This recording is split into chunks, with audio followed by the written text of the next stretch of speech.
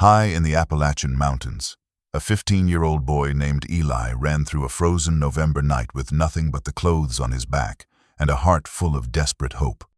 He had escaped the cruelty of Street Anthony's orphanage, but freedom came with a terrible price.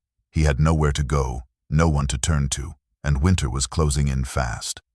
As hypothermia began to claim him, he stumbled upon something impossible, a massive abandoned hotel rising from the mist like a forgotten palace. Its doors hung open, as if waiting. Inside, the marble floors were covered in dust, but a single light flickered in a distant window. Someone was living here, hidden from the world. But who hides in a place the world has forgotten? And what kind of family could a runaway orphan find in the ruins of a grand hotel that shouldn't exist? The window latch gave way with a soft click that sounded like thunder in the oppressive silence of Street Anthony's orphanage, and Eli's heart hammered against his ribs as he pushed the frame open, feeling the bite of the November wind against his face.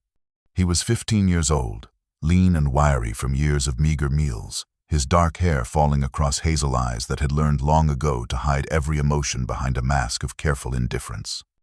This moment had lived in his mind for 6 months, every detail rehearsed in the dark hours before dawn, every step of the plan refined during the endless days of work and silence that defined life under Mr. Graves's rule. The administrator was a tall, gaunt man with cold gray eyes and hands that were quick to punish any perceived defiance, and he ran Street Anthony's like a prison rather than a home, believing that orphans were inherently flawed and that only strict discipline could beat the weakness out of them. Eli had endured it all, the verbal abuse that cut deeper than any physical blow, the days locked in the basement for the crime of asking about his parents, the meals withheld as punishment for helping younger children, the systematic crushing of hope that was Mr. Graves's particular specialty. But the breaking point had come 3 days ago when Eli had witnessed Graves strike a 7-year-old boy named Tommy for crying at night, calling him worthless and unwanted, and something inside Eli had finally shattered beyond repair. He could not save all of them, not yet, but he could save himself, and perhaps in saving himself he could one day return with help, with proof, with justice. He swung his legs over the windowsill, his threadbare jacket doing almost nothing against the frigid air, and dropped the 8 feet to the frozen ground below, landing in a crouch that sent a jolt of pain through his ankles. In his jacket pocket, wrapped in a piece of cloth to protect it, was the only thing in the world that truly belonged to him. A small, faded photograph of a young couple standing together, smiling at the camera with the kind of joy that seemed impossible in Eli's world. He did not know their names, did not know if they had loved him or wanted him or even remembered him before whatever tragedy had stolen them away. But their faces were the only connection he had to a life before Street Anthony's, before Mr. Graves, before the endless gray years of institutional cruelty. He ran toward the tree line, his breath coming in ragged gasps that formed clouds in the freezing air, his shoes slipping on patches of ice as he plunged into the darkening woods. The sun was setting behind the mountains, painting the sky in shades of purple and deep orange, and the temperature was dropping fast, the kind of cold that could kill an unprepared traveler within hours. He had no plan beyond escape, no destination beyond a way, no supplies beyond the clothes on his back and the photograph in his pocket. The forest swallowed him in its embrace of shadow and silence, the bare branches overhead forming a skeletal canopy against the dying light, and he pushed deeper into the wilderness, driven by pure, desperate hope. Then he heard it, cutting through the whisper of wind in the trees, the distant wail of sirens, multiple vehicles converging on the orphanage, and he knew they had discovered his absence far sooner than he had hoped.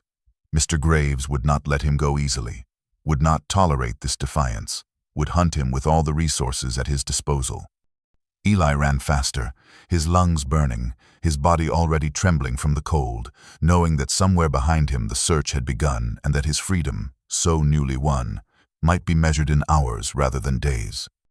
The cold was no longer just uncomfortable, it had become a living enemy, seeping through the thin fabric of Eli's orphanage-issued jacket and attacking his skin with thousands of tiny needles. He had been walking for over an hour, maybe 2, time losing all meaning in the growing darkness and the swirling chaos of the first snowfall. The flurries had begun as innocent dancing specks against the twilight sky, almost beautiful in their delicate spiraling descent, but they had thickened with alarming speed into a curtain of white that reduced visibility to mere feet and transformed the forest into a disorienting maze of shadow and snow. His fingers were numb inside his pockets, His ears burned with the cold, and his feet, clad only in the cheap canvas sneakers that Street Anthony's provided, were soaked through and beginning to lose feeling. He knew, from half-remembered lessons in a classroom that seemed a lifetime ago, that hypothermia was a real danger, that the cold could kill as surely as any predator, that he needed shelter soon, or he would simply lie down in the snow and never wake up. The thought should have terrified him, but instead it felt almost peaceful, a quiet end to years of suffering, and he had to shake his head violently to dispel the dangerous temptation of surrender. He stumbled forward, his legs heavy and uncoordinated, and nearly fell when his foot caught on something hidden beneath the snow. He looked down and realized with a surge of desperate hope that he had found a road, or what had once been a road, its surface cracked and buckled by decades of weather and neglect, its edges overgrown with brambles and saplings that had reclaimed the path. It led upward, winding into the mountain's higher elevations, and logic suggested he should go down, toward the valley, toward civilization, but something pulled him forward. An instinct he could not name, a whisper of possibility that maybe, just maybe, this forgotten road led to something other than death. He followed it, placing one frozen foot in front of the other, his breath coming in harsh gasps that formed clouds in the frigid air, his mind beginning to wander in the way that signaled the early stages of exposure. He thought of the children he had left behind at Street Anthony's, especially little Tommy, with his wide, frightened eyes, and his desperate need for someone to tell him he mattered, that he was not worthless, as Mr. Lee Graves insisted. The guilt was a physical weight in his chest, heavier than the cold, more crushing than the fear. He had abandoned them, had saved only himself, had chosen his own survival over their suffering, and what kind of person did that make him? He tried to tell himself that he would come back, that he would bring help, that his escape was the first step in a larger plan to expose Mr. Graves and free all of them, but the words rang hollow in his mind. The truth, the terrible truth he could barely acknowledge, was that he had run because he could not take another day, another hour, another minute of that place, and if that made him a coward, then so be it. The storm intensified, the wind howling through the trees with a sound like grief itself, and the snow fell so thickly now that he could barely see the road beneath his feet. He wrapped his arms around himself, trying to conserve what little warmth remained in his body, and pushed forward into the white chaos. The road seemed endless, leading nowhere, offering no promise of sanctuary. And for the first time since he had climbed through that window, Eli allowed himself to consider the very real possibility that he had not escaped at all, that he had simply traded one form of death for another, slower and colder and infinitely more lonely. Eli was no longer certain whether he was awake or trapped in some fevered dream brought on by the cold, his mind slipping in and out of consciousness as his body continued its mechanical shuffle forward through snow that now reached his shins. The world had contracted to a tiny sphere of awareness, the burning cold in his lungs, the leaden weight of his limbs, the hypnotic swirl of white that surrounded him on all sides, and the road beneath his feet that had become less a path and more an act of faith. He had stopped shivering, which some distant part of his mind recognized as a very bad sign, and a strange warmth was beginning to spread through his body, a seductive lyre whispering that he should rest, just for a moment, just close his eyes and sink into the soft embrace of the snow. He was considering this terrible offer, his knees beginning to buckle, when the wind shifted for just an instant, clearing the curtain of snow, and he saw it. At first, he thought it was a hallucination, a trick of his dying brain conjuring impossible visions to ease his passage from the world, because nothing so magnificent could exist in this remote, forgotten wilderness. It rose from the mountainside like a cathedral of stone and glass, a massive structure that seemed to defy both gravity and time, its silhouette dark against the swirling white sky.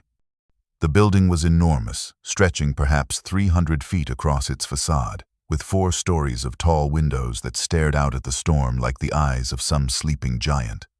Even in the darkness and the snow, he could see the elegance of its architecture, the careful stonework of its walls, the grand arched entrance with columns on either side, the remnants of what had once been a circular driveway now overgrown with brush and buried in snow.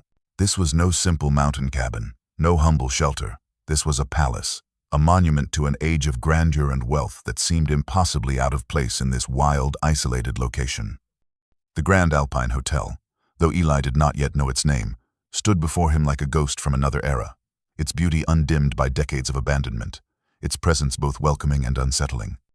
The stone facade was weathered but intact, dark gray granite that had withstood countless winters, and intricate carvings adorned the spaces above the windows, designs of eagles and mountains and pine trees that spoke of craftsmanship from a time when such details mattered. But it was not the building's size or beauty that pulled Eli forward on legs that could barely support his weight. It was the light. Through one of the towering first-floor windows, impossibly, a warm golden glow flickered and danced, the unmistakable light of a flame, a lantern or candle burning in the darkness. It made no sense, defied all logic, because this place was clearly abandoned, had been abandoned for years, perhaps decades, judging by the state of the grounds and the silence that surrounded it. No one could be living here, and yet that light beckoned like a lighthouse to a drowning sailor, promising warmth, shelter, perhaps even salvation. Eli stumbled forward, his frozen feet barely lifting from the snow, his vision narrowing to a tunnel that held only that precious light. The front doors, massive wooden structures with tarnished brass handles, hung slightly open, as if waiting for him, as if the building itself had extended an invitation. He reached the entrance and paused, some final thread of caution whispering that he should be careful, that an abandoned hotel with a mysterious light could harbor dangers far worse than the storm. But his body made the decision his mind could not. He pushed through the doors, stepping from the howling chaos of the blizzard into the hushed stillness of the vast lobby beyond. And as the warmth of the interior touched his frozen skin, Eli collapsed to his knees on the dust-covered marble floor, consciousness finally slipping away as he fell forward into darkness, not knowing whether he had found sanctuary or walked willingly into a trap from which there would be no escape. Eli regained consciousness slowly, surfacing from the darkness like a drowner clawing toward light. His first awareness, the feel of cold marble beneath his cheek and the scent of dust and old wood surrounding him. He opened his eyes to find himself lying in a vast lobby that seemed to stretch endlessly in all directions. Its floor a magnificent expanse of black and white marble tiles, arranged in an intricate geometric pattern now dulled by layers of grime and neglect. Above him soared a ceiling at least 30 feet high, decorated with plasterwork that had once been white, but was now gray with age, and from its center hung an enormous chandelier, dark and silent, its crystals coated in cobwebs that swayed gently in an unseen draft. The lobby was a study in contrasts, the bones of extraordinary beauty beneath the shroud of abandonment, grand columns rising to support ornate archways, a sweeping staircase with a carved wooden banister ascending into shadow, and everywhere the evidence of time's patient destruction, peeling wallpaper, cracked plaster, and the musty smell of decades of disuse.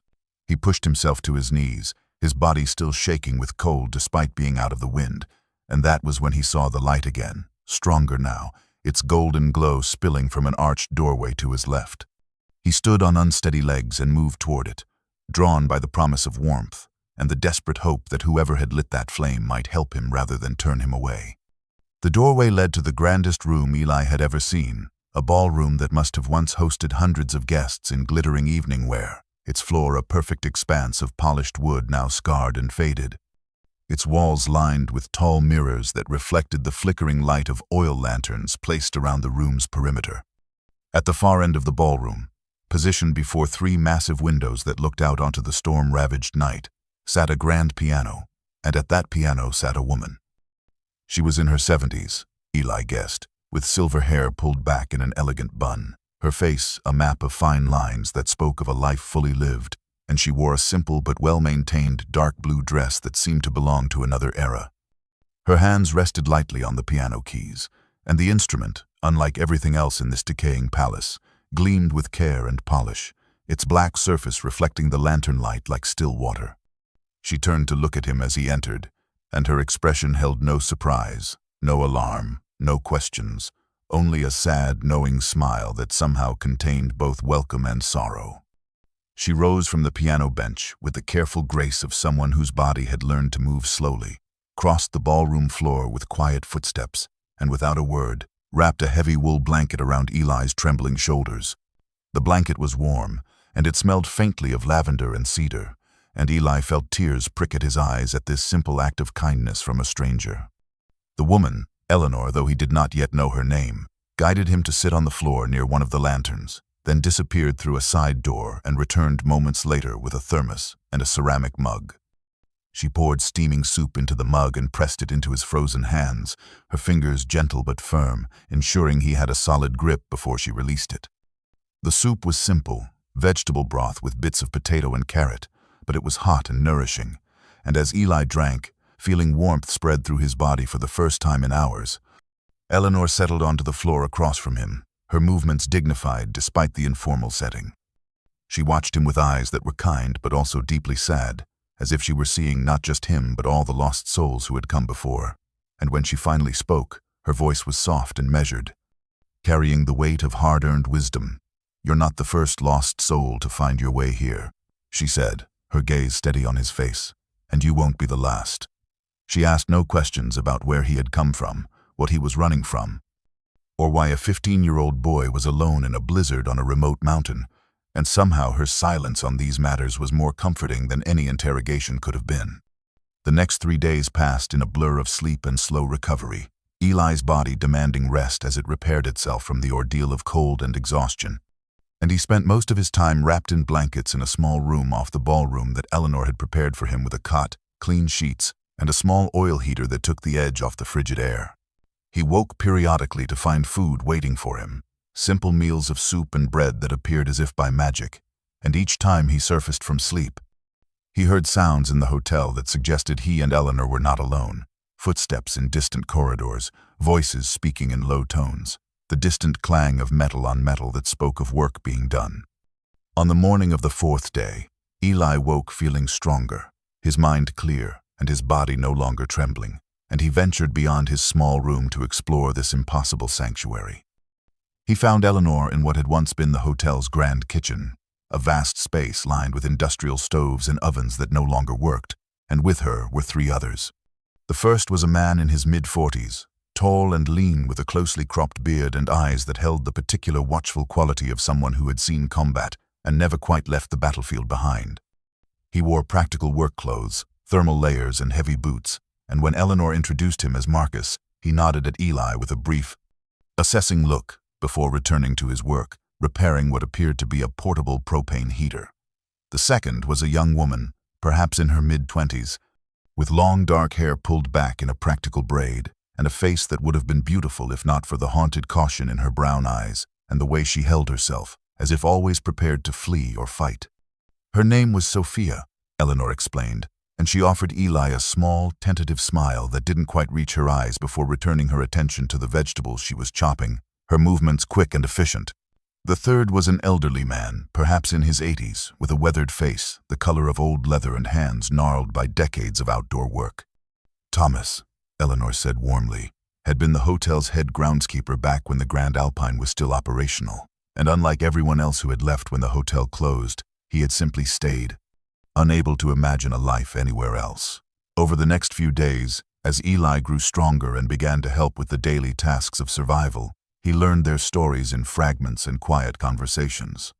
Marcus had served 3 tours in Afghanistan as an Army Ranger, had come home to find his marriage dissolved and his mind fractured by PTSD, and had wandered into these mountains 2 years ago seeking isolation from a world that no longer made sense to him. Sophia had fled north from a town in Colorado, running from a boyfriend whose love had curdled into possession and violence, and she had stumbled upon the hotel 6 months ago, half-starved and desperate, and Eleanor had taken her in without question. Thomas's story was different. He had worked at the Grand Alpine for 40 years, had lived in the staff quarters and tended the grounds with a devotion that bordered on love, and when the hotel closed in 1985 under circumstances no one would fully explain, he had simply refused to leave, maintaining what he could and watching over the empty halls, as if waiting for guests who would never return. Together, they had created something unexpected. A family bound not by blood but by shared displacement, by the understanding that each of them was running from something and had found in this forgotten place a refuge the world could not offer. They survived through a combination of resourcefulness and careful planning, maintaining a large garden in what had once been the hotel's conservatory, hunting and fishing in the surrounding wilderness, and occasionally making careful trips to distant towns for supplies they could not produce themselves. They stayed hidden, avoided attracting attention, and asked no questions about each other's pasts, understanding that some wounds were too deep to probe, and that the gift they offered each other was acceptance without judgment, sanctuary without interrogation, and the quiet promise that here, in this decaying palace on a forgotten mountain, they could finally stop running.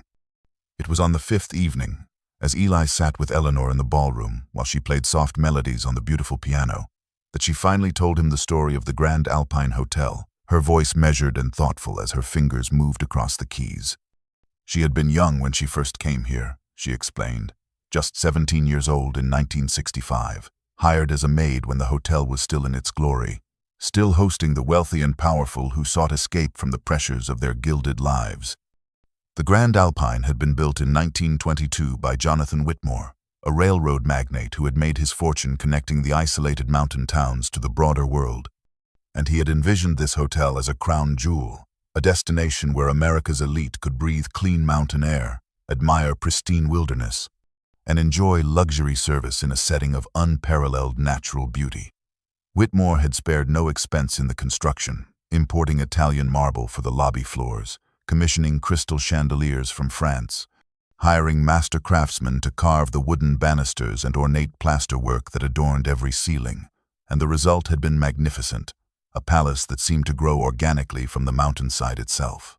For decades, the hotel had thrived, hosting presidents and movie stars, business tycoons and foreign dignitaries, its guest registry reading like a who's who of American power and influence. Eleanor's eyes grew distant as she described those years, the constant activity, the elegant guests in their evening wear, the orchestra that played in this very ballroom on Saturday nights. The sense of being part of something grand and important, even as a lowly maid, changing sheets and scrubbing floors. But the hotel's fortune had changed when Jonathan Whitmore died in 1952, leaving the property to his son, who had little interest in the hospitality business and ran it with diminishing enthusiasm until his own death in 1978. The property then passed to Jonathan's grandson, David Whitmore, a serious young man in his 30s who had initially seemed determined to restore the hotel to its former glory, investing his own money in renovations and modernizations. But something had happened in 1985, something Eleanor's voice grew quiet and troubled when discussing. David had become obsessed with the property itself, with the land beneath the hotel, spending long hours in the basement and the surrounding forests, taking soil samples and conducting surveys that no one understood. He had grown increasingly worried, meeting with lawyers and environmental consultants, and then one night in October of that year, he had simply vanished, his car found abandoned on the road below, his personal effects still in his private suite, no note or explanation left behind. The hotel had closed immediately, the staff dismissed, the guests sent away, and the property had fallen into a strange legal limbo that persisted to this day. David Whitmore had no heirs, no will, and was never declared legally dead, so the property could not be properly inherited or sold. Taxes went unpaid, accumulating into a massive debt that grew year by year, and the county made several attempts to seize and auction the property. But each time something went wrong, paperwork was lost, buyers backed out at the last moment, legal challenges appeared from unexpected sources, and the hotel remained untouched, unclaimed, slowly surrendering to time and weather. Eleanor had watched all of this unfold, had seen the corporate developers circle the property like vultures, had witnessed the mysterious resistance that seemed to protect the Grand Alpine from their grasp, and she had come to believe that the land itself, or perhaps David's restless spirit, was fighting to keep the hotel from falling into the wrong hands, preserving it for some purpose not yet revealed, waiting for the right moment, the right people, to finally understand what David had died trying to protect. The days began to take on a rhythm that was entirely new to Eli, a pattern of work and learning and quiet companionship that felt nothing like the rigid, punishing schedule of Street Anthony's orphanage. Marcus took him under his wing in the mornings, teaching him skills that the veteran insisted were essential for survival in this remote location. How to properly split firewood with maximum efficiency and minimum wasted energy, how to set snares for rabbits and read animal tracks in the snow, how to purify water from the mountain streams, and most importantly, how to maintain the hotel's ancient boiler system that kept them all from freezing during the brutal mountain winters. The boiler was a massive beast of iron and copper tubing that lived in the hotel's basement, a relic from the 1,920 seconds that somehow still functioned when properly tended. And Marcus showed Eli how to read its pressure gauges, how to feed it the right amount of fuel, how to bleed the radiators in the rooms they actually used, and how to recognize the warning signs that something was going wrong before it became catastrophic. Marcus taught with patience, but also with an intensity that suggested these lessons were about more than practical knowledge. They were about self-reliance, about the confidence that came from knowing you could take care of yourself and others. And Eli absorbed everything with an eagerness that seemed to please the quiet veteran. In the afternoons, Sophia would take him to the conservatory, a glass-enclosed room on the hotel's south side that had once showcased exotic plants for the entertainment of wealthy guests and now served as their primary food source. She had transformed the space into a remarkably productive greenhouse, using salvaged materials and ingenuity to create raised beds filled with rich soil, a rainwater collection system that fed into irrigation channels, and even a composting area that turned their waste into nutrients for the plants. She showed Eli how to tend the tomatoes and peppers, how to identify when the lettuce was ready for harvest, how to save seeds for future planting. And as they worked side by side in the warm, humid air of the greenhouse, surrounded by the green life they were nurturing, she began to open up in small ways, sharing fragments of her story and listening to fragments of his, a gradual building of trust between two people who had both learned to be cautious with their hearts. Thomas became Eli's guide to the hotel itself, the old groundskeeper possessing an encyclopedic knowledge of the building's secrets accumulated over 40 years of devoted service. He showed Eli the hidden staircases that the staff had once used to move through the hotel unseen by guests, the dumbwaiter system that still functioned in places, the storage rooms filled with furniture and supplies from another era, and the best places to find useful items that previous occupants had left behind. Thomas spoke of the hotel's glory days with a nostalgia that was both sweet and sad, describing elaborate parties in the ballroom, famous guests who had walked these halls, and the army of workers it had taken to keep the Grand Alpine running at its peak. He treated the building with reverence, as if it were a living thing deserving of respect and care, and through his stories, Eli began to understand that this place was more than just shelter. It was a monument to human ambition and beauty, a testament to the belief that some things were worth building to last beyond a single lifetime. For the first time in his 15 years, Eli felt the unfamiliar sensation of belonging, of being part of something larger than himself, of being valued not for his compliance or productivity but simply for who he was. And each night as he lay in his small room listening to the wind howl outside and the old building creak and settle around him, he felt a peace he had never known, a quiet certainty that he had finally, impossibly, found his way home. Eli had been exploring the upper floors of the hotel during a quiet afternoon, moving through corridors lined with doors that opened onto guest rooms frozen in time, their furniture still in place beneath layers of dust, when he found the office at the end of the third-floor hallway. The door was locked, but the old mechanism yielded easily to a piece of wire Marcus had taught him to use, and inside he discovered what must have been the hotel manager's private workspace, a room dominated by a heavy wooden desk and filing cabinets whose drawers had swollen shut from decades of moisture. He worked at the drawers methodically, and when the bottom one finally scraped open, he found himself staring at stacks of old photographs, hundreds of them, documenting the hotel's final years of operation. He lifted them out carefully, spreading them across the desk's dusty surface, images of guests and staff, holiday celebrations and routine workdays, the hotel in its twilight years still clinging to faded grandeur. He sorted through them with idle curiosity at first, but then his hand froze, his breath catching in his throat as he stared at a photograph that seemed to reach across time and grab his heart. It showed a young couple standing in front of the hotel's main entrance, the photograph clearly taken in the mid-1980 seconds, judging by the clothing and the faded color.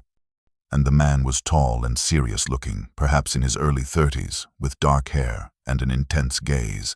But it was the woman who made Eli's world tilt on its axis.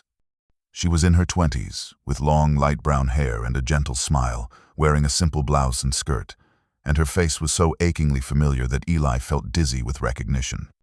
With trembling hands, he reached into his jacket pocket and pulled out the small photograph he had carried for as long as he could remember, the one possession from his life before the orphanage, the image of his parents that he had studied 1,000 times in the dark. He placed it next to the hotel photograph, and there was no doubt, no possibility of coincidence. The woman standing in front of the Grand Alpine was the same woman in his cherished photograph, perhaps a few years older, but unmistakably the same person. His mother had been here, had stood on these very grounds, had some connection to this place that no one had ever told him about, and the implications sent his mind reeling with questions that demanded answers. He grabbed both photographs and ran down the stairs, his feet pounding on the worn carpet, searching through the hotel until he found Eleanor in the kitchen preparing dinner. He thrust the photographs at her, his words tumbling out in an incoherent rush, and Eleanor took them gently, studying them with an expression that shifted from confusion to recognition to something that looked almost like grief. She sat down heavily in one of the old kitchen chairs, her fingers tracing the image of the young woman, and when she looked up at Eli, her eyes were bright with unshed tears. Her name was Sarah. Eleanor said softly, her voice carrying the weight of memory. Sarah Mitchell. She worked here in the early 1982, hired as an assistant to David Whitmore, the hotel's last owner. She was bright and kind, and David valued her opinion greatly. Eleanor paused, seeming to choose her words carefully, and then she looked directly at Eli with an expression of such compassion that he felt his own eyes begin to burn. I remember her well. She left the hotel rather suddenly in late 1984, and none of us knew why at the time, though looking at you now I think perhaps I understand. The revelation hung in the air between them, and Eli felt the floor of his understanding shift beneath his feet. He had come to this hotel by chance, or so he had thought, fleeing into a blizzard with no destination in mind. But perhaps there had been no chance involved at all. Perhaps some invisible thread had pulled him here, to the place where his mother had once worked, to the building that held secrets about a past he had never known, and for the first time in his life, Eli understood that his story, his very existence, was connected to something larger and more mysterious than he could have possibly imagined. The photograph of his mother standing beside David Whitmore haunted Eli through a sleepless night, and by morning he had made a decision. He would return to that office and search it more thoroughly, convinced that if his mother had worked as David's assistant, there might be other clues about what they had been working on and why she had left so suddenly. He waited until the others were occupied with their daily tasks, then slipped back up to the third floor, entering the manager's office with a sense of purpose that bordered on obsession. He began a systematic search, examining every drawer, every shelf, every corner of the room with the kind of focus Marcus had taught him to apply to tracking animals in the forest. It was when he moved the heavy wooden desk, struggling with its weight, that he heard a hollow sound beneath the carpet, different from the solid thud of floorboards. He rolled back the threadbare rug to reveal a section of floor that looked identical to the rest, but when he pressed on it in just the right way, clicked and lifted to expose a small metal safe set into the floor joists. His heart hammering, Eli examined the safe's combination lock, an old mechanical dial that looked like it dated from the hotel's original construction, and he tried every combination he could think of. David Whitmore's birth year, the hotel's founding date, random sequences that yielded nothing but frustration. He was about to give up when his eyes fell on the photograph again, and he noticed something he had missed before, a small date stamped in the corner, partially obscured but just visible. The 15th of June, 2084. He turned the dial carefully, entering the numbers in sequence, and with a satisfying click, the safe door swung open. Inside was a leather portfolio, its surface cracked with age but its contents preserved in remarkable condition. He lifted it out with trembling hands and opened it to find a collection of documents that became increasingly alarming as he read through them. There were geological surveys of the land beneath and around the hotel, technical reports filled with terms Eli barely understood but whose implications were clear. The Grand Alpine sat atop a massive underground aquifer, a natural reservoir of pure mountain water fed by snowmelt and underground springs. And this aquifer was not just a local phenomenon but the primary source of water for the entire valley below, feeding streams and wells that served tens of thousands of people in the communities downstream. There were maps showing the aquifer's extent, hydrological studies documenting its flow patterns and capacity, and official correspondence between David Whitmore and various state environmental agencies, expressing his concerns about development in the area.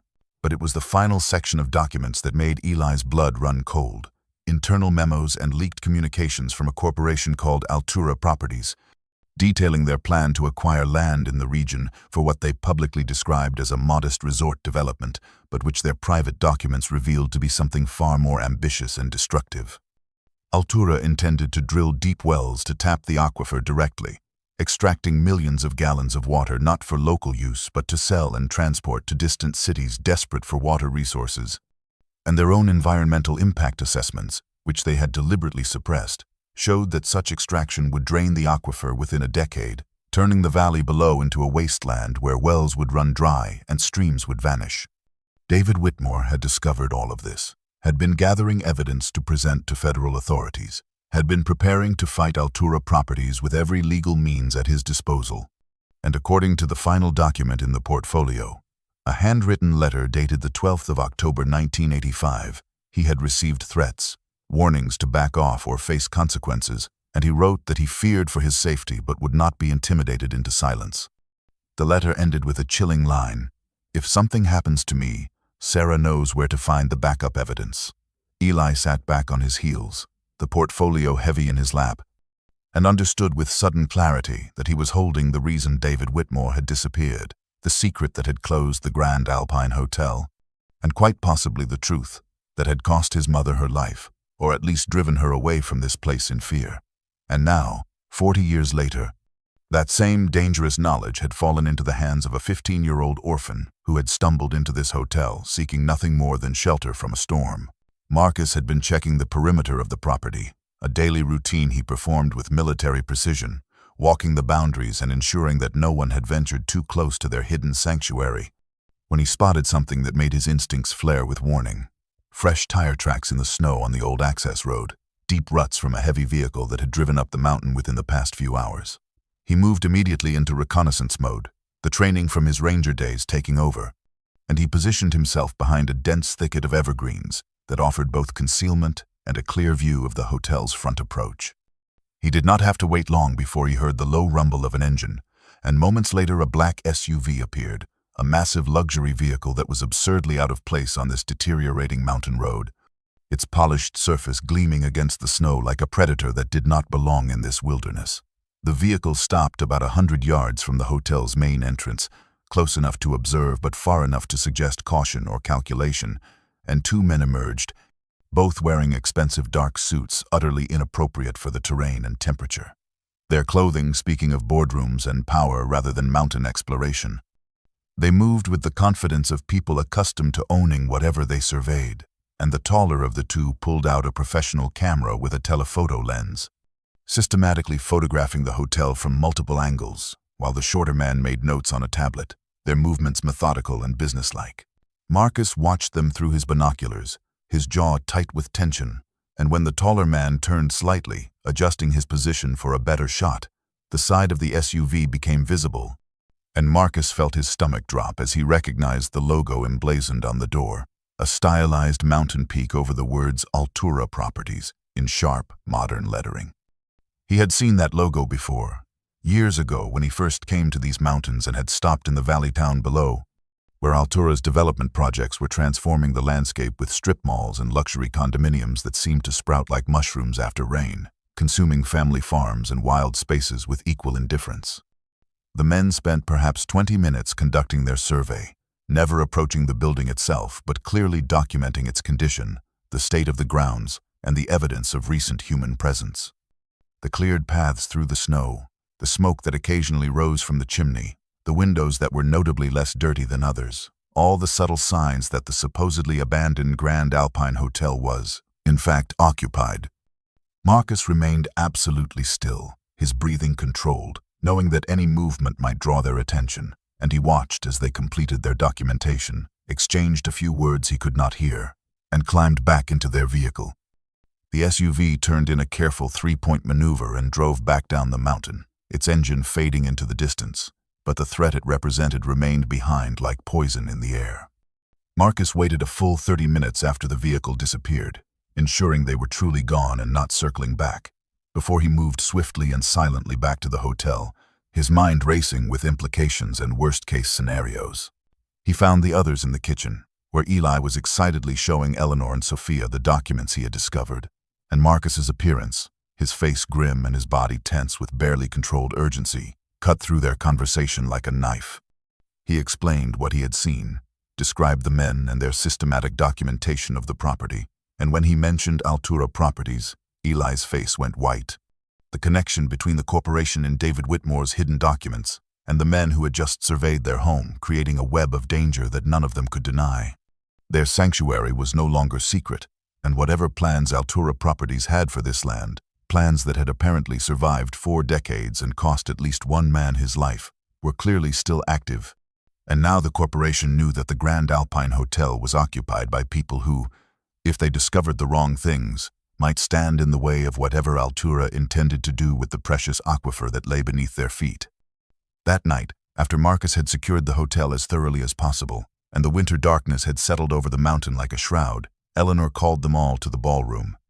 Her usual calm demeanor replaced by something more urgent and resolute, and they gathered around her in the lamplight, sitting on the dusty floor in a circle that felt both informal and sacred, a council of outcasts facing a threat they were only beginning to understand. Eleanor stood before them, her hands clasped tightly together, and when she spoke, her voice carried the weight of a confession that had been held inside for far too long, a truth that had shaped every day of the past 40 years of her life. She had not told them everything, she admitted, had not been entirely honest about her connection to this place and to David Whitmore. And it was time they knew the full story, because the danger that had just appeared on their doorstep was not random, was not coincidence, and understanding the past was essential to surviving what was coming. She had been more than just a maid at the Grand Alpine Hotel, she explained, her voice steady but her eyes bright with emotion. She had been David Whitmore's confidant, his partner in the investigation of Altura Properties. And if she was being completely honest with herself and with them, she had been in love with him, deeply and completely. Though they had both been too focused on the work, too consumed by the urgency of what they were uncovering, to ever fully acknowledge what existed between them. When David had first discovered the geological surveys that revealed the aquifer's extent and importance, he had shared his findings with Eleanor, trusting her with information that could have cost her job or worse. And together they had worked to gather evidence, to document Altura's plans, to build a case that could not be ignored or dismissed.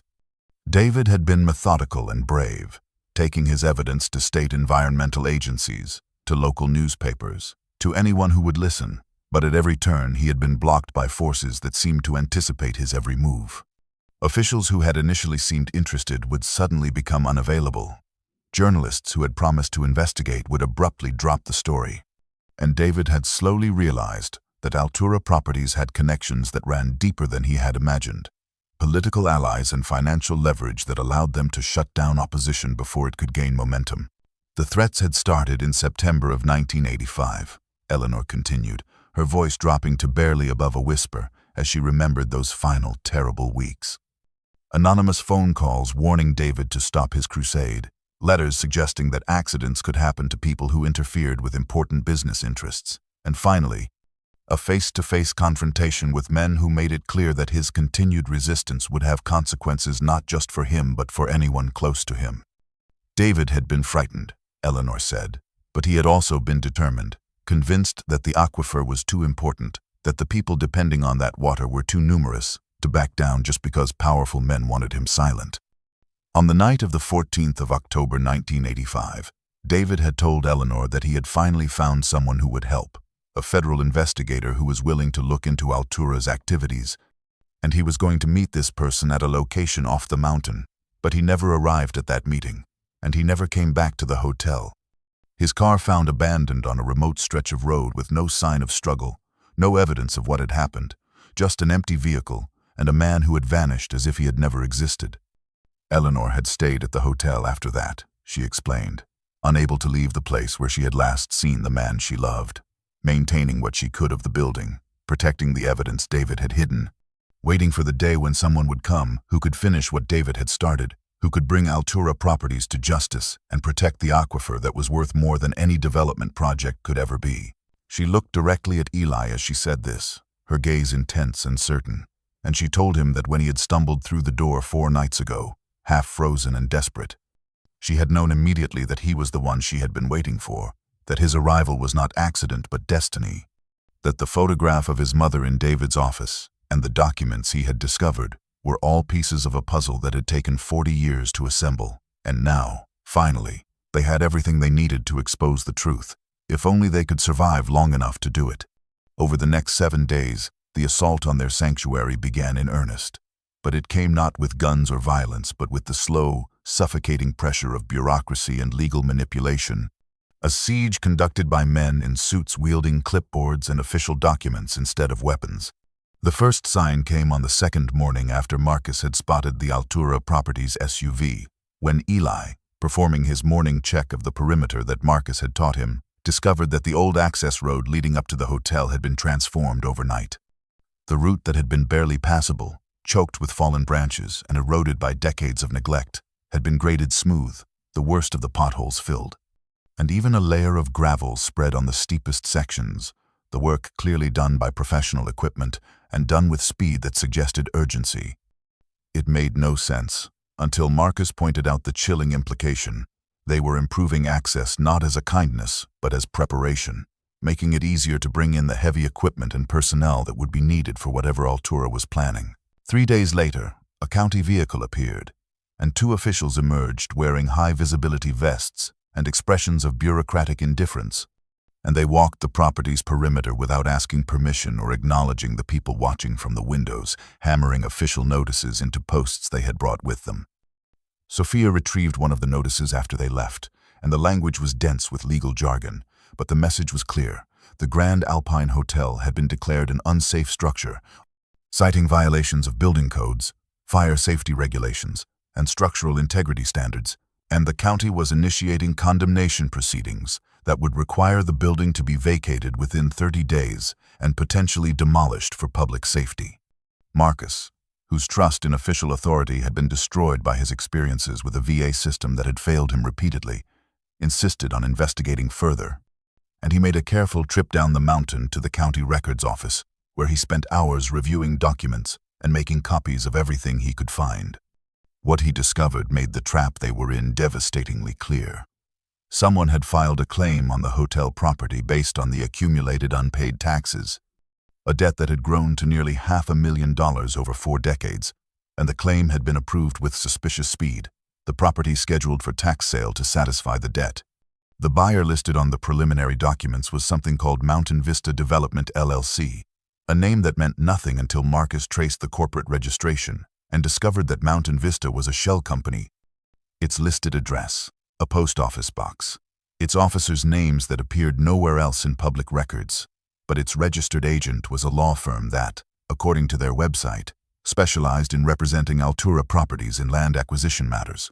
The pieces of the strategy became horrifyingly apparent. Altura could not simply seize the hotel through force because that would attract attention and scrutiny. But they could use the legal system to achieve the same result, leveraging the property's complicated status and unpaid tax debt to claim it through official channels that appeared legitimate on the surface. The condemnation proceedings would force the current occupants out, removing any witnesses or complications, and the tax sale would transfer ownership to their shell company, giving them legal control of the land and, more importantly, legal access to the aquifer beneath it. It was brilliant in its ruthlessness, a trap that had been decades in the making, and now that trap was closing around Eli and his found family, tightening day by day, and they faced a terrible choice.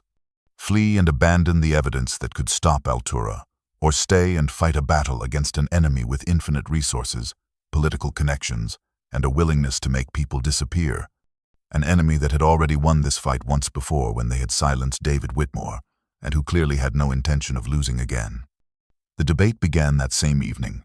The 5 of them gathered around the kitchen table with Marcus's copied documents spread before them like evidence at a trial, and the fear in the room was palpable, thick enough to taste, because they all understood what fighting Altura Properties would mean and what the cost of losing might be. Sophia was the first to speak, her voice quiet but firm as she said what they were all thinking. Maybe it was time to leave, to scatter back into the world before Altura's legal machinery crushed them, to disappear the way they had all disappeared before, and find new hiding places where corporate lawyers and county officials could not reach them. She had run once already, she reminded them, had escaped an impossible situation and survived, and she could do it again if she had to. And while her voice was steady, her hands trembled as she spoke, betraying the fear beneath her practical words. Thomas, sitting with his weathered hands folded on the table, agreed with surprising firmness, saying that he had lived a long life, had seen this hotel through its glory and its decline. And perhaps it was time to accept that some battles could not be won, that Altura Properties had too much power, too many connections, and that staying would only get them all hurt or worse. Even Marcus, who had faced down enemies in the mountains of Afghanistan, looked troubled and uncertain, acknowledging that he knew how to fight soldiers but had no idea how to fight lawyers and politicians, and that maybe strategic retreat was the smartest option when you were outgunned and outmaneuvered. But Eli, listening to them discuss abandoning the hotel, felt something rising in his chest that was part anger and part desperate conviction, and he stood up so abruptly that his chair scraped loudly against the floor, drawing all eyes to him. He was 15 years old, the youngest person in the room, a runaway orphan with no money and no power, but he had spent his entire life running, had spent years being pushed around by people like Mr. Graves, who believed that the powerless had no choice but to accept whatever cruelty was inflicted upon them. And he was done running, done accepting, done letting bullies win just because they were bigger and meaner and had the system on their side. He pointed to the documents on the table, his voice rising with passion as he reminded them that these papers were not just evidence of corporate greed, but proof of a conspiracy that threatened thousands of people in the valley below, families who had no idea that their water supply was being targeted, children who would grow up in a wasteland if Altura succeeded in draining the aquifer. And did they really want to walk away knowing they could have stopped it? He looked at each of them in turn, his gaze fierce and unwavering, and he told them that running was what they had all done before, was the pattern that had defined their lives. But running had never solved anything, had never made them safer or happier, had only postponed the inevitable confrontation with whatever they were fleeing. Here, in this hotel, they had found something different, something precious. They had found each other, had created a family bound by choice rather than obligation, had built a home in a place that the world had forgotten, and that was worth fighting for, worth risking everything to protect. He spoke of his mother, Sarah, who had worked alongside David Whitmore and had clearly believed the aquifer was important enough to risk her safety, who had left this place but had never forgotten it. And he felt in his bones that he had not stumbled into the Grand Alpine by accident but had been led here by invisible threads of destiny to finish what his mother and David had started. The room fell silent when he finished speaking, and Eli saw his own determination reflected in their faces, saw the moment when fear transformed into resolve, and Eleanor reached across the table to take his hand, her grip firm and steady, and said simply that they would stay, they would fight, and they would win, because they had no other choice, because some things were worth the risk, and this forgotten hotel and the truth it protected were among them. The hotel's library was located on the second floor, a grand room with floor-to-ceiling bookshelves that had once held thousands of volumes for the entertainment of wealthy guests. Though now most of the shelves were empty, their contents either removed when the hotel closed or deteriorated beyond saving over the decades of abandonment. Eli had been searching through what remained, looking for anything that might contain legal precedents or property law information that could help their case, when he pulled down a leather-bound ledger from 1985, its pages filled with David Whitmore's neat handwriting documenting expenses and correspondence related to his investigation of Altura properties.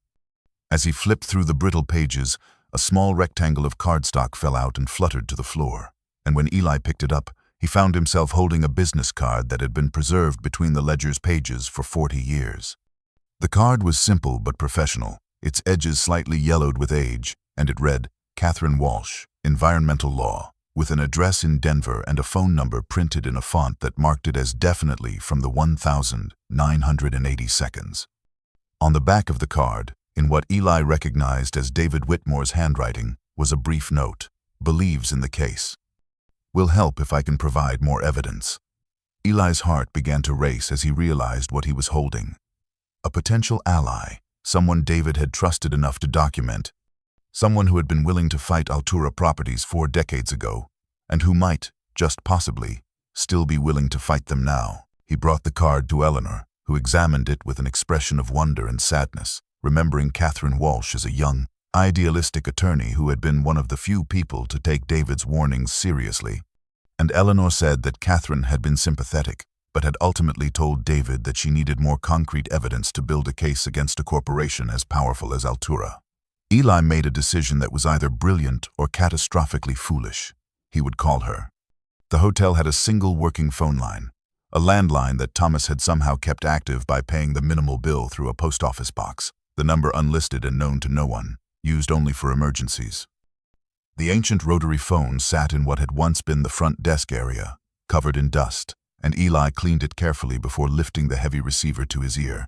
Grateful to hear the steady dial tone that meant the line was still connected, his hands shook as he dialed the number from the business card, not knowing if it would still be in service after so many years, half expecting to reach a disconnected number or a stranger who had never heard of Catherine Walsh. The phone rang once, twice, 3 times, and then a professional female voice answered, "Walsh, Environmental Law, how may I help you?" Eli almost dropped the receiver in shock, stammering out a request to speak with Catherine Walsh, and after a brief hold, a different voice came on the line, older but still strong and clear, saying simply, "This is Catherine Walsh." Eli took a deep breath and launched into his explanation, the words tumbling out in a rush. He was calling about David Whitmore, about the Grand Alpine Hotel, about Altura Properties and an aquifer and a case that had gone silent 40 years ago, and he knew it sounded crazy. But he had documents, evidence, proof that everything David had tried to expose was real and was happening right now.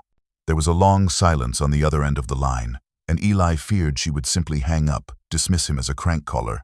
But instead, Catherine Walsh's voice came back sharp with interest, and something that sounded like long-dormant anger finally given permission to wake. "David Whitmore," she said slowly, as if tasting a name she had not spoken in decades. "I never forgot that case. I never forgot what happened to him, and I never forgave myself for not pushing harder when I had the chance. Where are you, and what have you found?" Eli gave her the basics, described the documents in the safe, mentioned the tax sale and the condemnation proceedings, and Catherine listened without interrupting, and when he finished, she said 4 words that filled him with hope: "I'm coming to you." Catherine Walsh arrived 3 days later, driving up the newly improved road in a practical sedan that looked decades old but well-maintained, and when she stepped out of the vehicle, Eli saw a woman in her late 60s with steel-gray hair cut short, sharp, intelligent eyes behind wire-rimmed glasses, and the kind of presence that suggested she had spent a lifetime refusing to back down from fights others considered unwinnable. She stood for a long moment, simply staring at the Grand Alpine Hotel, her expression moving through stages of wonder and grief. And she told them that David Whitmore had described this place to her 40 years ago, had spoken of its beauty and its importance, but she had never imagined she would actually see it, had assumed it would have been demolished or developed long ago, and the fact that it still stood felt like David's ghost refusing to surrender. Eleanor welcomed her with the quiet dignity of a hostess receiving an honored guest, and they gathered in the ballroom where Eli had spread out all the documents from the safe along with Marcus's copied records from the county office, creating a timeline of evidence that stretched across the polished floor like an accusation. Catherine knelt beside the documents, and for the next 3 hours she read with the focused intensity of a scholar examining ancient texts, occasionally making notes in a leather journal, asking sharp questions that revealed a mind trained to see patterns and connections others would miss. And as she worked, her expression grew increasingly grim. When she finally sat back on her heels, removing her glasses to rub tired eyes, she told them that what they had assembled was nothing short of extraordinary. A complete record of corporate corruption spanning 4 decades, showing how Altura Properties had systematically manipulated property records, creating layers of shell companies and false transactions to obscure their true intentions, how they had funneled money to county officials through carefully disguised channels, and most damning of all, how they had commissioned environmental impact studies from multiple independent firms and then suppressed every single report that showed the catastrophic consequences of their planned water extraction. Catherine explained, in terms they could all understand, exactly what was at stake. The aquifer beneath the Grand Alpine Hotel was not just some underground pond, but a massive geological formation that had taken tens of thousands of years to fill, fed by snowmelt from the peaks above and filtered through layers of rock that purified the water to an extraordinary degree. This aquifer was the primary source of water for the entire valley below, feeding the municipal systems of 3 towns, supplying over 50,000 people, irrigating farms and ranches, sustaining the ecosystem of streams and wetlands that made the region habitable. Altura's plan, according to their suppressed impact studies, was to drill a series of deep extraction wells and pump out millions of gallons daily, selling the water to distant cities where it would command premium prices. And their own scientists had calculated that such extraction would drain the aquifer to critical levels within 8 to 12 years, causing wells to run dry, streams to vanish, and turning the valley into a desert where nothing could survive. She told them bluntly that this was not just environmental destruction but a form of theft on a massive scale, stealing a public resource to generate private profit, and it was also potential manslaughter. Because people would die when the water ran out, communities would collapse, and the damage would be irreversible for generations. Catherine's voice was steady, but her eyes blazed with righteous anger as she told them she would take their case, would represent them pro bono, because this was exactly the kind of fight she had gone into environmental law to wage, but she needed them to understand what they were facing. Altura Properties had infinite resources, political connections that reached to the governor's office and beyond, and a history of destroying anyone who stood in their way, and the legal battle would be brutal, protracted, and dangerous. And there was a very real possibility that they would lose, that Altura would crush them the way they had crushed David Whitmore. But if they were willing to fight despite the odds, then so was she. Because some battles were worth fighting even when victory seemed impossible. The counterattack began the very next day, after Catherine Walsh left to begin filing preliminary legal motions in Denver, as if Altura Properties had been watching and waiting for exactly this moment to escalate their campaign from legal maneuvering to outright harassment.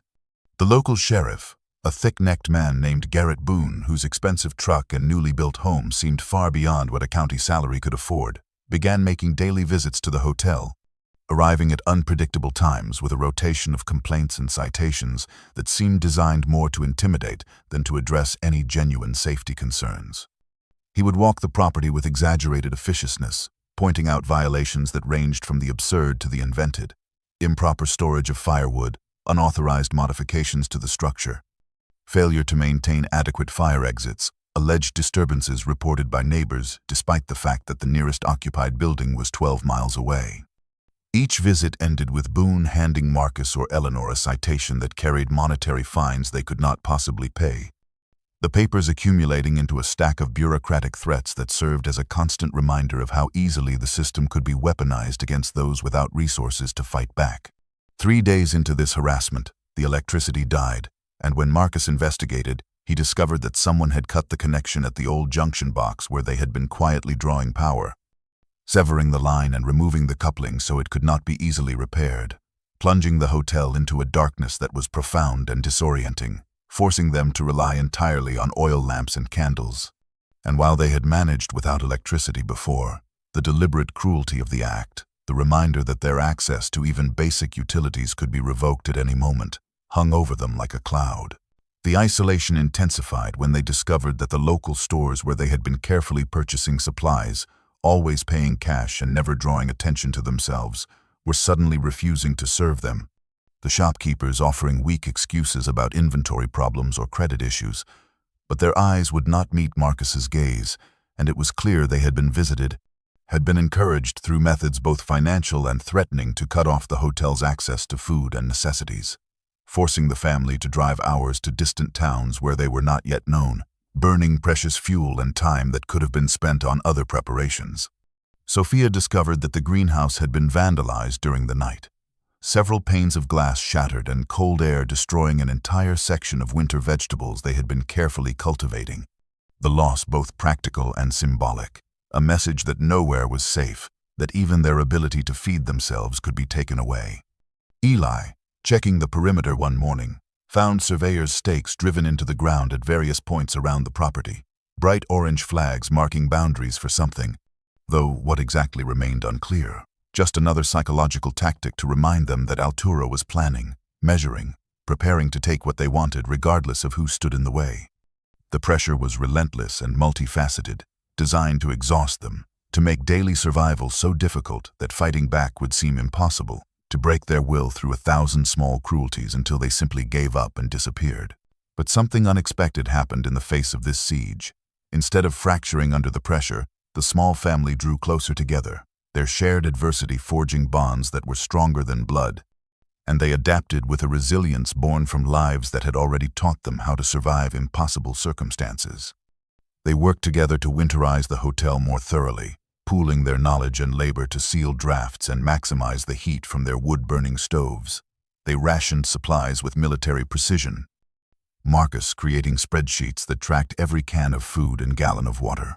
Eleanor taught them songs from the hotel's glory days, and they would sing together in the evenings to keep their spirits up. Thomas shared his decades of knowledge about living off the land, showing them which plants could be foraged even in winter, and Eli, the youngest among them, became a symbol of why they were fighting, a reminder that surrender meant abandoning not just themselves but the future. And every morning when Sheriff Boone arrived with his clipboard and his smirk, he found 5 people who were still there, still standing, still refusing to break.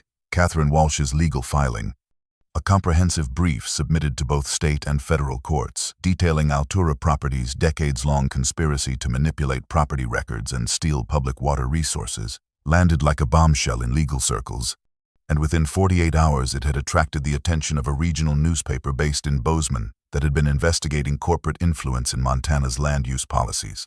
The editor assigned the story to Alex Rivera, a journalist in her late 20s who had built a reputation for thorough investigative work and a writing style that combined rigorous fact-checking with genuine empathy for the people behind the headlines.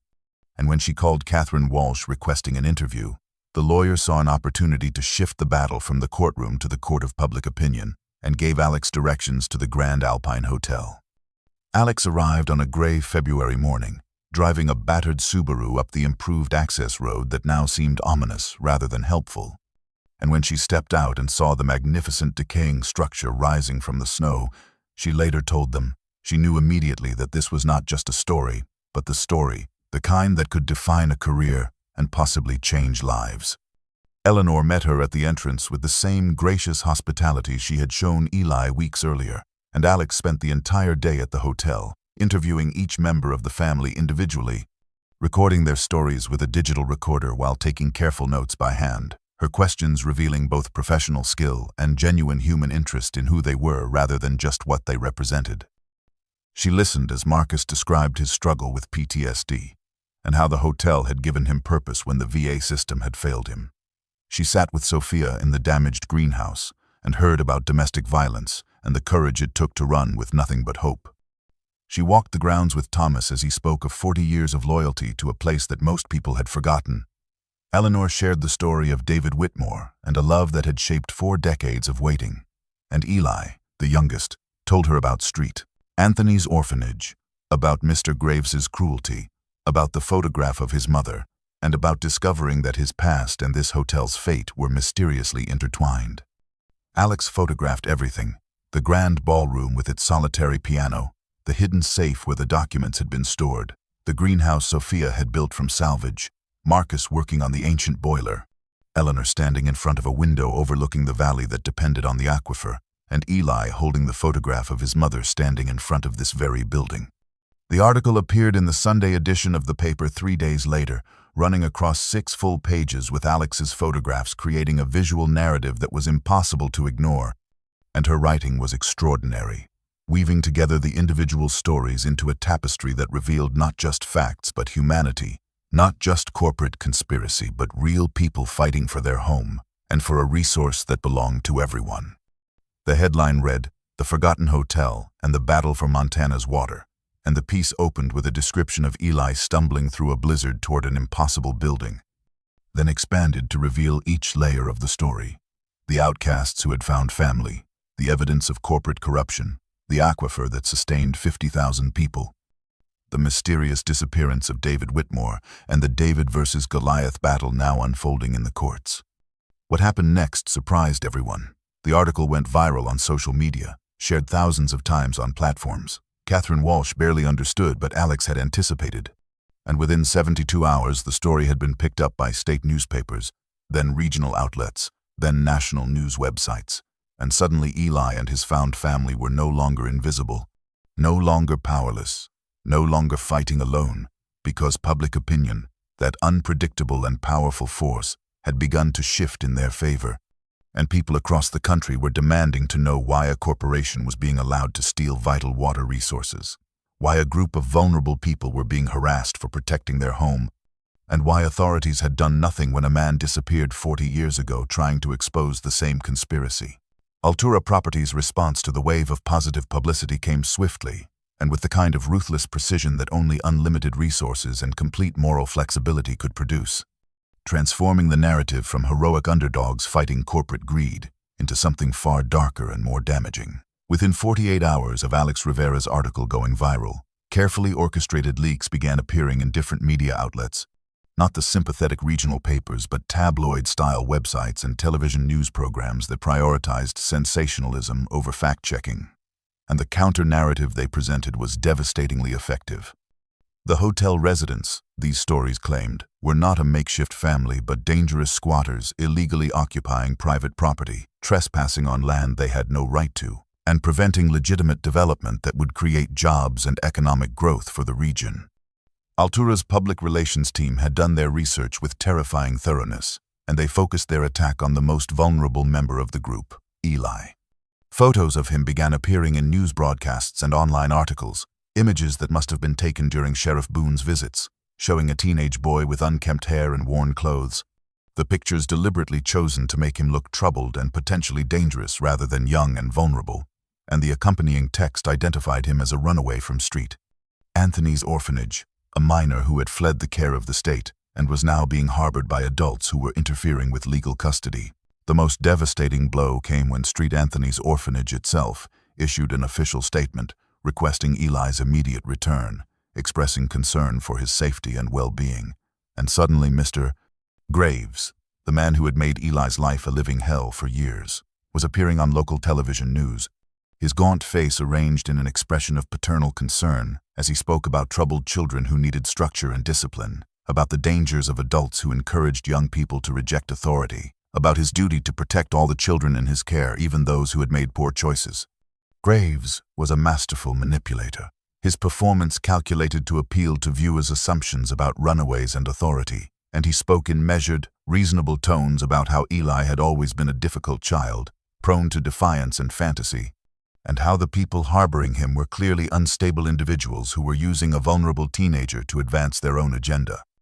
The television interviews were devastating, showing Graves in his office surrounded by photos of smiling children.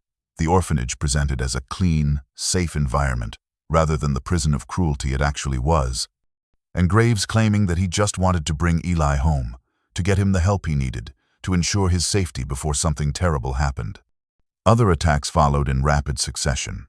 Marcus was identified as a veteran with PTSD who had disappeared from a VA facility, with implications that he was mentally unstable and potentially violent. Sophia was described as having an outstanding warrant from Colorado, the details deliberately vague but threatening. Eleanor was portrayed as an elderly squatter with no legal claim to the property, and Thomas was dismissed as a confused old man being manipulated by younger, more calculating individuals.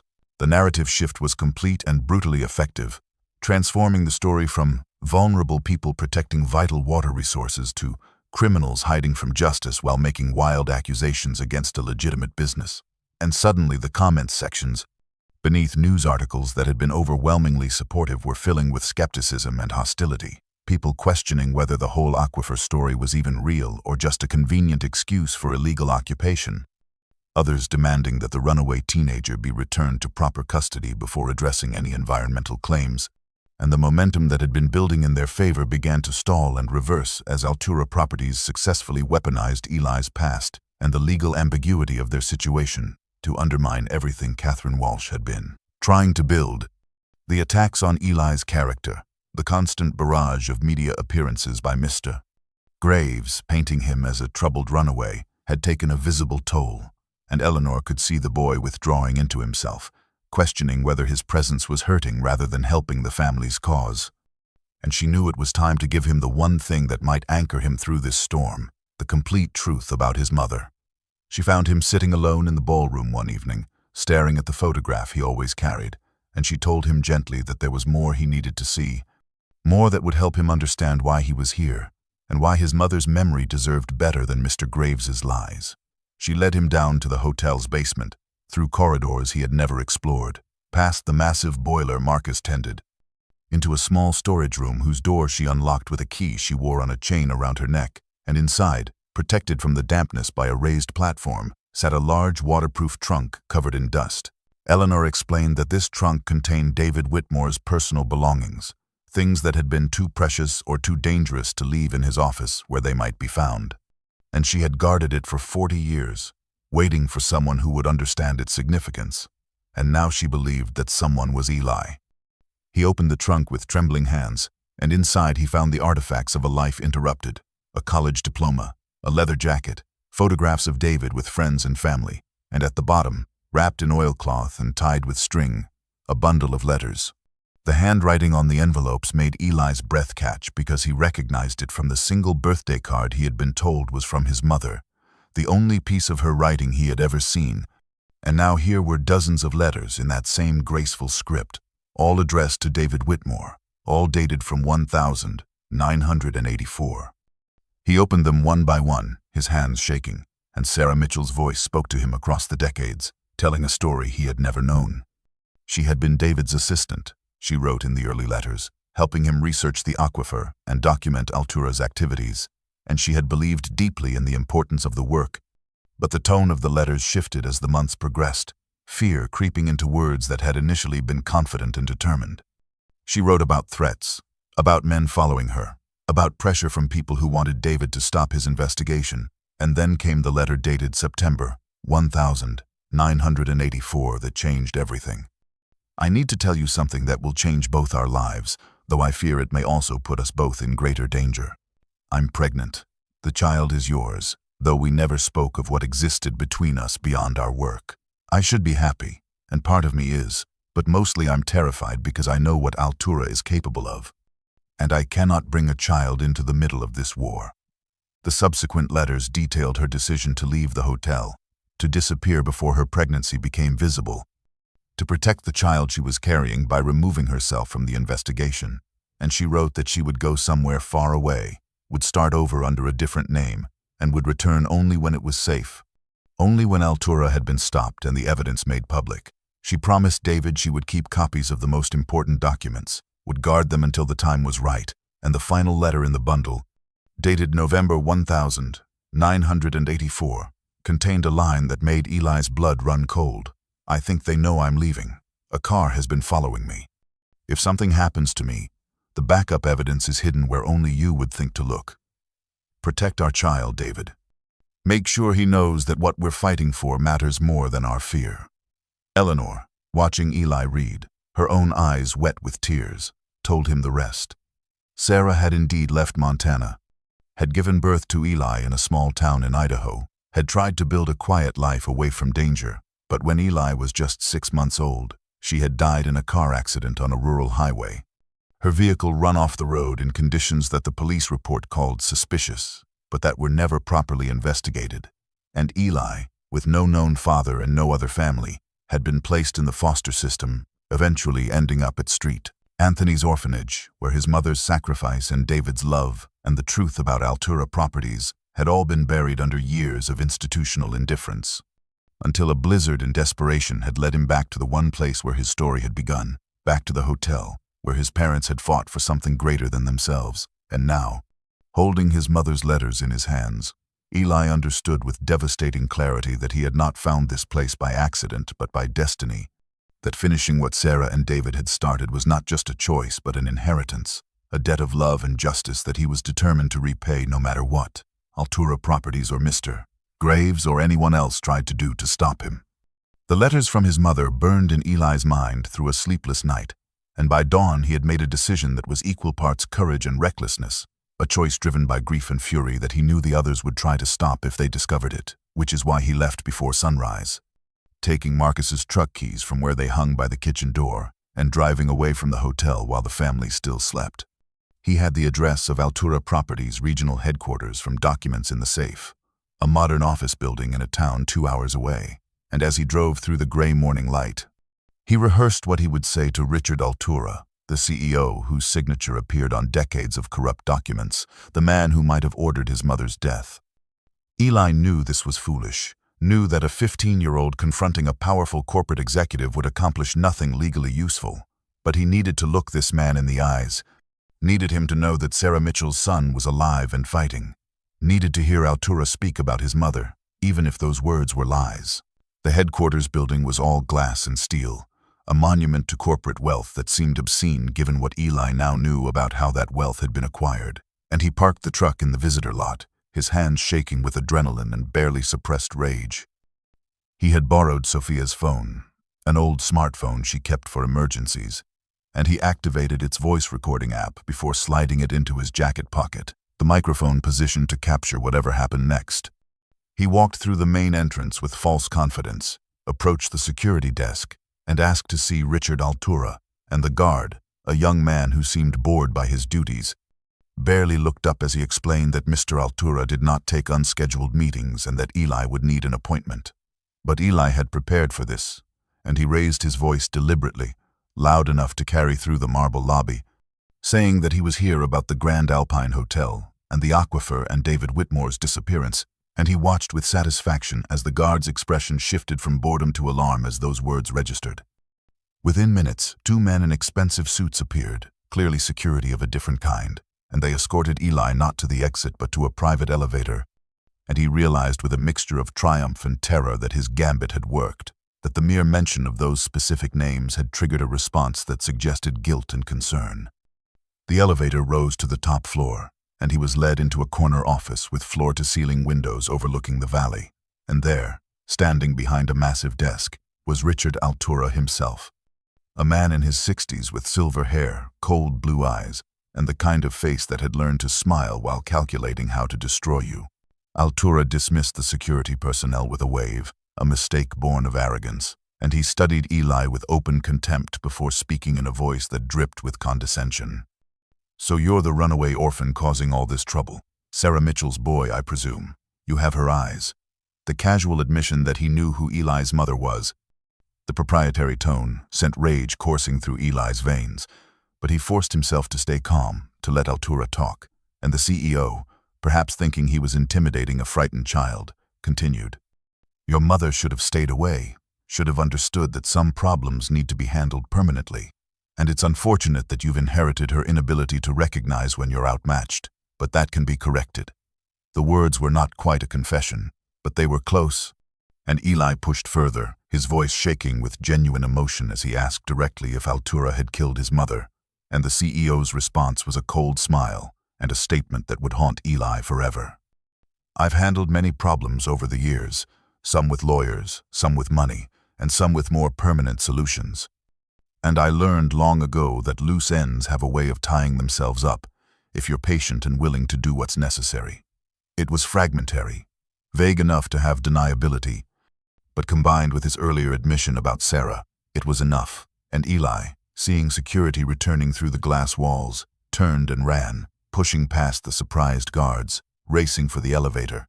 His phone still recording, his heart hammering with the knowledge that he had just obtained evidence that might finally bring Altura Properties down. Eli returned to the hotel, just as the first heavy snowflakes began to fall from a sky that had turned the color of old bruises, his hands still shaking from the confrontation with Richard Altura. And he found the family gathered in the kitchen where Marcus was monitoring a weather radio that crackled with warnings about the massive storm system descending on the mountain. Predictions of 3 feet of snow and wind gusts exceeding 70 miles per hour. The worst winter storm in 2 decades. He barely had time to explain what he had done, to play them the fragmentary but damning recording of Altura's implicit confession, before Marcus's hand shot up demanding silence. And they all heard what his combat-trained ears had detected first, the sound of multiple vehicles approaching on the access road, engines straining against the increasingly heavy snow. Not the single-county SUV of Sheriff Boone, but a convoy, and Marcus moved to the window and counted at least 4 large trucks, the kind used by security companies, and his face went pale as he recognized the tactical configuration of a professional assault team.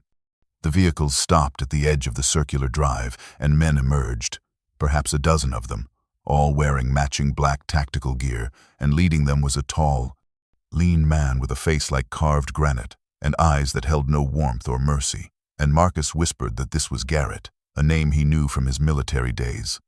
A former Special Forces operator who had gone private and now led teams that did the kind of work corporations needed done when legal methods failed. Eleanor immediately understood what was happening. Altura Properties, having failed to evict them through bureaucratic pressure and having lost the battle for public opinion, was making their final desperate move, using the cover of the storm to forcibly remove the family and seize the documents before Catherine Walsh could present them in court, betting that by the time the weather cleared and authorities could respond, the hotel would be empty, the evidence destroyed, and the whole situation would become a he said, she said that Altura's lawyers could easily manage. Marcus's training took over completely, the veteran becoming once again the soldier he had been in Afghanistan, and he barked orders with calm authority that the others obeyed without question. Thomas, secure all the doors and windows on the first floor. Sophia, gather every flashlight, candle, and light source and bring them to the central hallway. Eleanor, take the documents from the safe and hide them in multiple locations throughout the hotel in case they're breached. Eli, help me move furniture to create barricades at the main entry points. They worked with desperate efficiency as the storm intensified outside, the wind beginning to howl like a living thing, snow driving sideways with such force that visibility dropped to almost nothing, and the hotel, which had been their sanctuary, was transformed in minutes into a fortress under siege. Marcus used the heavy furniture from the grand lobby, the massive wooden tables and ornate cabinets that had sat unused for decades, to barricade the main entrance, wedging them together to create an obstacle that would take significant force to breach. And he did the same at the service entrance and the ballroom's French doors, turning every potential entry point into a choke point that would force any attackers to funnel through narrow spaces where superior numbers meant less. He positioned the family strategically throughout the first floor, each person assigned a specific area to watch, and he gave them instructions that were both practical and chilling. If the contractors breached the outer defenses, fall back to the central staircase. If they reached the second floor, retreat to the third. If all else failed, there was a fire escape on the fourth floor that led to the roof, though in this storm that route would be nearly suicidal. Outside, through the increasingly obscured windows, they could see flashlight beams sweeping the building, the security team conducting reconnaissance, and then a voice, amplified by a megaphone, cut through the storm's roar. This is private security acting on behalf of the property owner.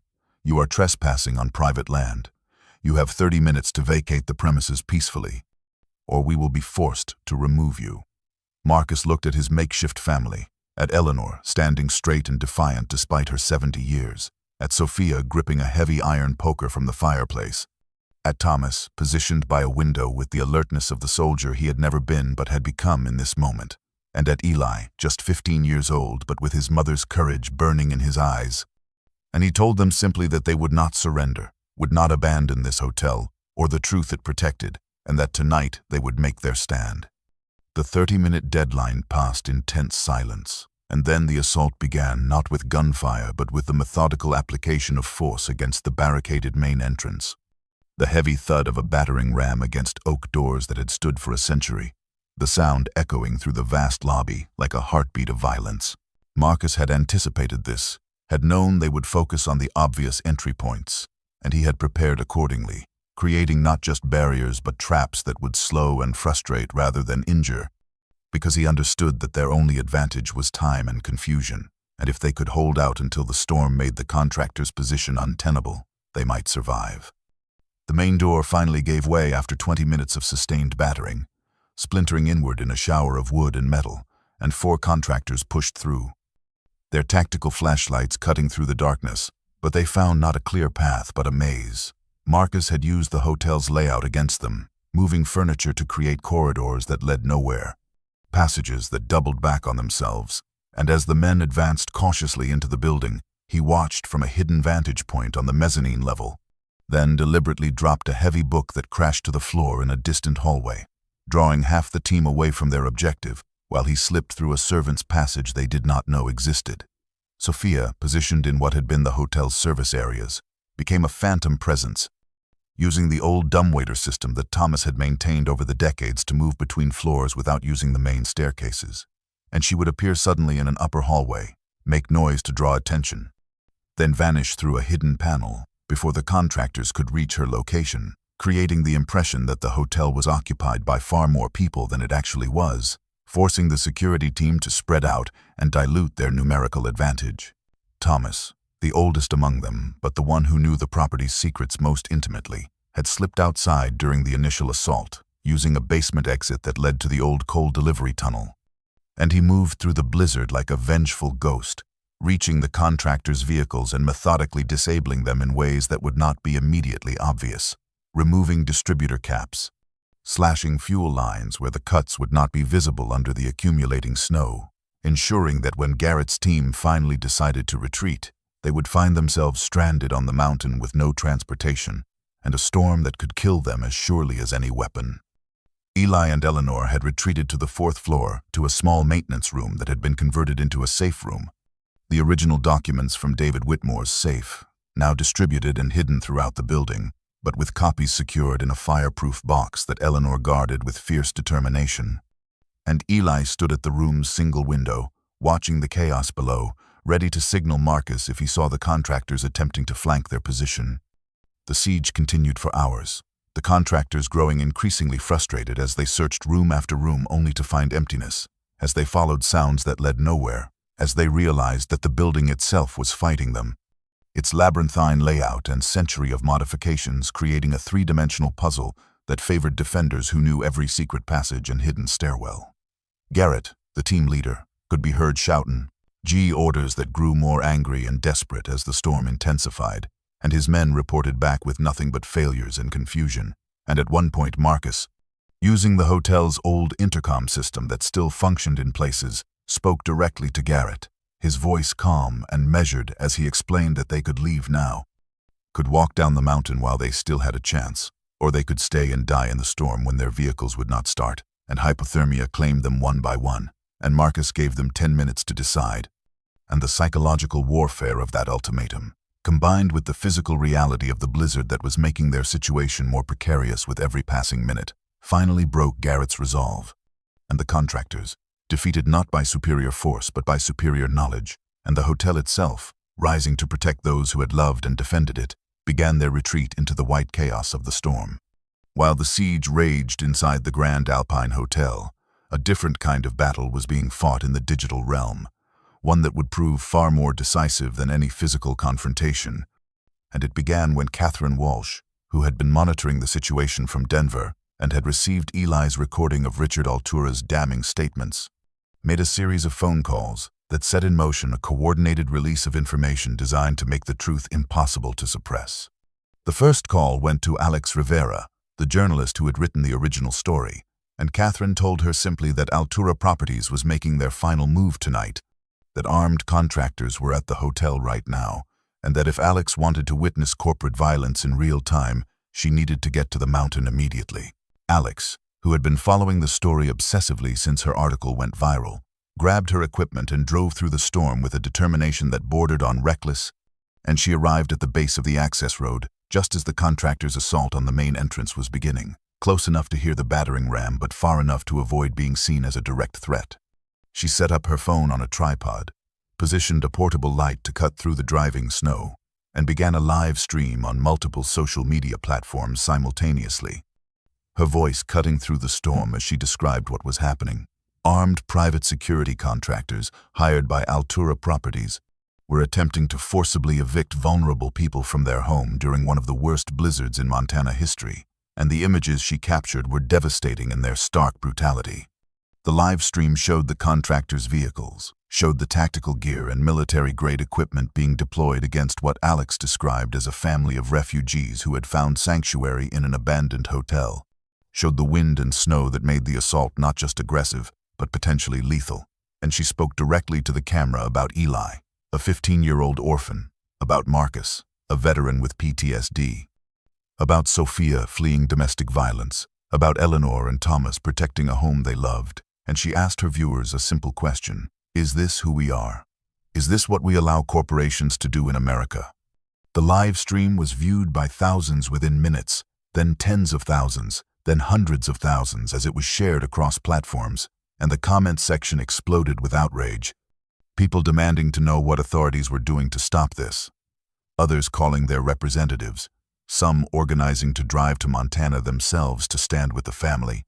And the story was picked up by major news networks who interrupted their regular programming to show Alex's footage, the images of corporate violence against vulnerable people becoming the lead story on every channel. Simultaneously, Catherine Walsh executed the second phase of her strategy. She released everything, holding nothing back, uploading the complete collection of documents from David Whitmore's safe to a secure server, and then sending download links to the FBI, the Environmental Protection Agency, the Department of Justice, every major newspaper in the country, and dozens of environmental advocacy organizations, ensuring that even if Altura succeeded in seizing the physical evidence, The truth was now distributed so widely that suppressing it would be impossible. The documents revealed 40 years of systematic corruption, showed the suppressed environmental impact studies predicting catastrophic damage to the aquifer, contained evidence of bribes paid to county officials, included Richard Altura's own emails discussing permanent solutions to problems, and most damning of all, contained Eli's recording of Altura implying knowledge of Sarah Mitchell's death. And within hours, federal agents were preparing warrants, prosecutors were convening emergency meetings, and the Attorney General was calling a press conference to announce a criminal investigation into Altura Properties, and the corporation that had seemed untouchable, that had silenced David Whitmore and killed Sarah Mitchell and terrorized a family of outcasts, suddenly found itself exposed in the harsh light of public scrutiny with nowhere left to hide and no way to make this disappear.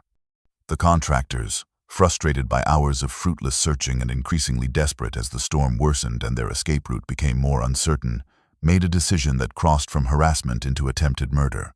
Garrett ordered his men to set fire to the hotel's ground floor, reasoning that smoke and flames would force the occupants out into the open where they could be captured or neutralized, and Marcus, watching from his hidden position, saw them pouring accelerant along the base of the eastern wall, and knew they had only minutes before the old dry wood of the Grand Alpine would become an inferno.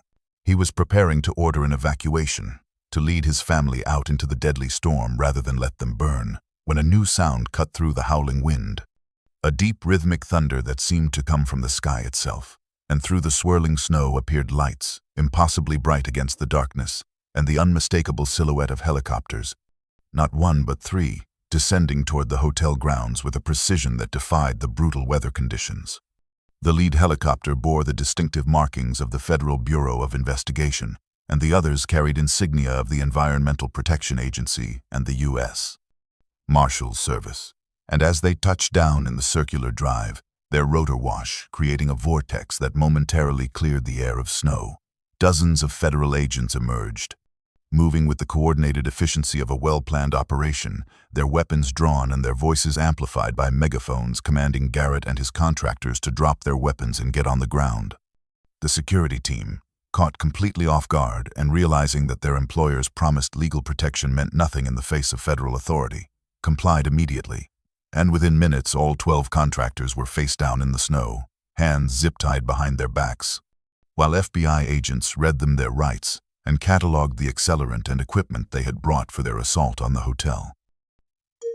The lead federal agent, a woman named Sarah Chen, who carried herself with the quiet authority of someone who had spent decades building cases against powerful criminals, approached the hotel's barricaded entrance and called out that the family inside was safe, that they could come out, that this was over, and slowly, cautiously, Marcus emerged first, followed by the others, and they stood on the grand porch of their hotel, battered but unbroken, as Agent Chen explained what had happened. The FBI, she told them, had been investigating Altura Properties for nearly 8 months, following a trail of financial irregularities and environmental violations that suggested a pattern of criminal behavior. But they had lacked the concrete evidence needed to move against a corporation with such extensive political connections, and Catherine Walsh's release of David Whitmore's documents, combined with Eli's recording of Richard Altura's statements and the public outrage generated by Alex Rivera's live stream, had provided exactly what they needed to obtain warrants and make arrests. Even as they spoke, she explained, teams of federal agents were executing simultaneous raids on Altura Properties headquarters, Richard Altura's home, Sheriff Boone's office, and the homes of 3 county commissioners whose names appeared in the bribery documents, and all of them were being taken into custody on charges ranging from corruption and environmental crimes to conspiracy to commit murder in connection with Sarah Mitchell's death, which was now being investigated as a homicide rather than an accident. The storm continued to rage around them, but standing there in the lights of the helicopters, surrounded by federal agents who had come not to evict them but to protect them, the family of the Grand Alpine Hotel finally understood that they had won, that their stand had mattered, that justice, so long delayed, had finally arrived, and Eli, looking up at the hotel that had given him everything, felt tears freeze on his cheeks as he realized that his mother's sacrifice and David Whitmore's courage had not been in vain, that the truth had survived 40 years of suppression, and that sometimes, against all odds, the powerless could stand against the powerful and emerge victorious. Spring arrived on the mountain with the gentle insistence of renewal. the snow melting to reveal ground that had not seen sunlight in months, and the Grand Alpine Hotel stood transformed not in structure but in spirit, no longer a monument to abandonment, but a living testament to the power of courage and perseverance. The legal proceedings had concluded with outcomes that felt almost too good to be true. Federal prosecutors had built an ironclad case against Altura Properties using David Whitmore's documents and Eli's recording, resulting in Richard Altura's conviction on charges including conspiracy, environmental crimes, and accessory to murder in connection with Sarah Mitchell's death. And the subsequent investigation had unraveled decades of fraudulent property manipulation, leading a judge to rule that the hotel's tax debt was invalid because it had been artificially inflated through criminal conspiracy, and therefore the property could not be seized or sold. Instead, the Grand Alpine and the precious aquifer beneath it were placed in a permanent conservation trust, protected forever from development, with Eleanor, Marcus, Sophia, Thomas, and Eli named as the official caretakers, granted lifetime residence and a modest salary to maintain the property and protect the water source that sustained 50,000 people in the valley below. Catherine Walsh had worked her own kind of magic in family court, presenting such a compelling case for Eli's emancipation that even the judge, who typically ruled conservatively, had agreed that the 16-year-old had demonstrated extraordinary maturity and had found in the hotel family a home far superior to anything the state system could provide. And Mr. Graves's petition for Eli's return was dismissed with prejudice, the judge noting that evidence of conditions at St. Anthony's Orphanage warranted separate investigation. The hotel itself was being slowly, lovingly restored, not to its former grandeur as a resort for the wealthy, but as something more meaningful, a refuge for others like themselves, people who had fallen through society's cracks and needed a place to rebuild their lives. And already 2 new residents had arrived, a young veteran and a mother fleeing abuse, welcomed by Eleanor with the same grace she had shown Eli on that first desperate night. On a bright April morning, Eli stood on the front steps of the hotel, the same spot where his mother had stood in the photograph he still carried. And he understood now with perfect clarity that his journey here had not been random flight but guided purpose, that Sarah Mitchell had protected him by leaving, had loved him enough to die trying to keep him safe, and had somehow, impossibly, led him back to the place where her unfinished work could finally be completed. He had escaped from St. Anthony's with nowhere to go, had stumbled into a blizzard expecting to die, and had instead found everything he had been missing his entire life, a purpose worth fighting for, a truth that mattered, and a family bound not by the accident of blood but by the deliberate choice to stand together against darkness. And as he looked at Eleanor tending her garden, Marcus teaching the new veteran about the boiler, Sophia laughing with the young mother in the greenhouse, and Thomas surveying his beloved grounds with satisfaction, Eli knew that he was finally, truly home.